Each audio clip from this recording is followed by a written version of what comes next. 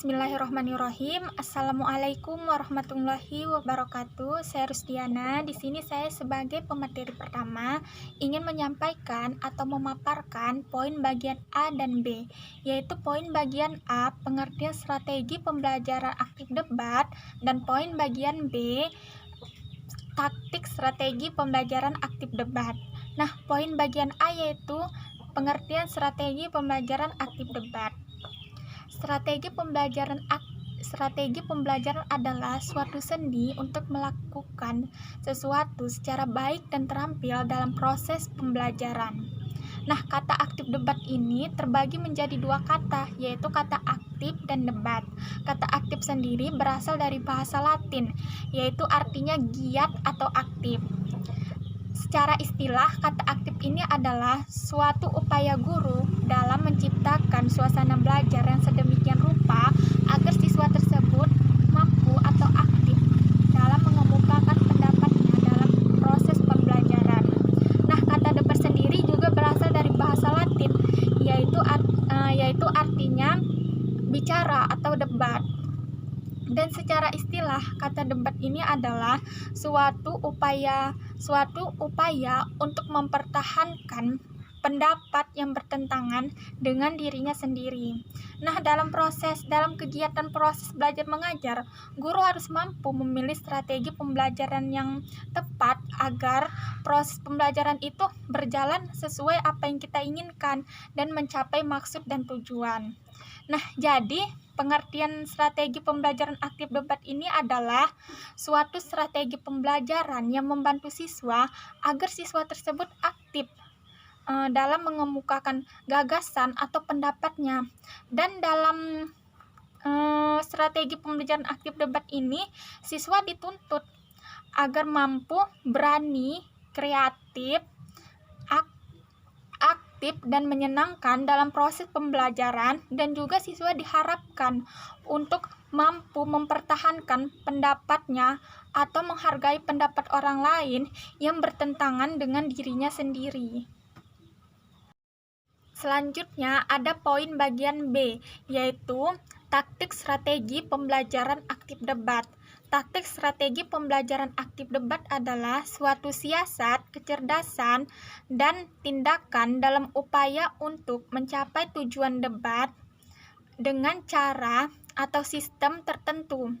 Ada dua taktik dalam pembelajaran aktif debat. Yang pertama itu ada taktik menyerang, yang kedua ada taktik bertahan. Nah, untuk taktik menyerang ada meliputi beberapa taktik seperti taktik provokasi, taktik antisipasi, taktik melebih-lebihkan, dan lain-lain. Yang kedua itu tadi ada taktik bertahan. Nah, taktik bertahan meliputi beberapa taktik seperti taktik berterima kasih, taktik menunda, taktik membiarkan, dan lain-lain. Sekian yang dapat saya paparkan. Lebih dan kurang saya mohon maaf. Sekian dan terima kasih. Wassalamualaikum warahmatullahi wabarakatuh. Assalamualaikum warahmatullahi wabarakatuh. Di sini saya Rabi Farul Tambunan, NIM 0301 akan melanjutkan materi dari kelompok kami yang berjudul itu tentang langkah-langkah metode aktif debat.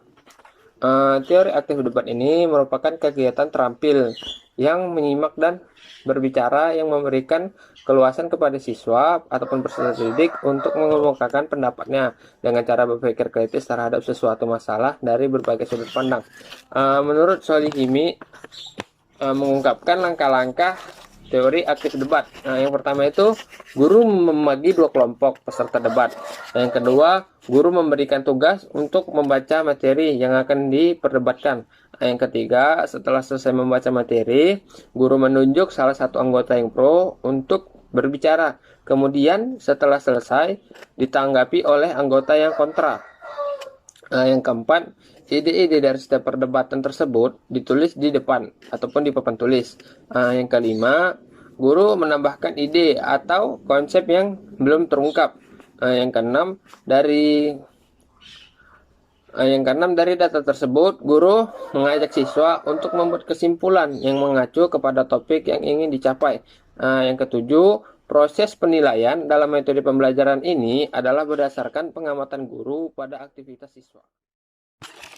Bismillah, baik, di sini saya akan melanjutkan materi yang E, yaitu kelebihan dan kekurangan strategi pembelajaran aktif debat. Yang pertama, memicu siswa aktif dalam pembelajaran. Yang kedua, meningkatkan kemampuan siswa dalam berkomunikasi secara baik. Yang ketiga, melatih siswa untuk mengungkapkan pendapat disertai alasannya. Yang kelima, mengajarkan siswa cara menghargai pendapat orang lain. Dan yang terakhir, tidak membutuhkan banyak media. Selanjutnya, kekurangan dari metode ini itu tidak bisa digunakan untuk semua mata pelajaran. Pembelajaran kurang menarik atau monoton karena hanya ada pendapat yang tidak menggunakan media. Selanjutnya, membutuhkan waktu yang cukup lama karena siswa harus memahami materi terlebih dahulu sebelum melakukan debat. Yang terakhir, siswa menjadi takut dan tertekan karena harus bisa berkomunikasi secara langsung untuk mengungkapkan pendapatnya. Yang terakhir, penerapan strategi pembelajaran aktif debat dalam pembelajaran Al-Quran Hadis. Dalam proses pelaksanaannya ada 3 tahap, yaitu perencanaan yang dibuat oleh guru seperti merumuskan tujuan pembelajaran, menentukan bahan, menentukan strategi, dan menentukan media sudah tertulis semua dalam sebuah rencana pelaksanaan pembelajaran dan terlaksana dengan baik. Selanjutnya, pelaksanaan yang berjalan dengan lancar meskipun ada beberapa kendala seperti peserta didik yang masih ada kurang memperhatikan ketika gurunya menjelaskan dan cara penerapan strategi yang sedikit berbeda namun tetap terlaksana. Yang terakhir, evaluasi juga telah dilaksanakan dengan waktu melaksanakannya, yaitu setelah mempelajari beberapa subbab. Hal lain terlihat ketika guru melaksanakan pretest dan post-test. Sekian dari saya kembalikan ke moderator.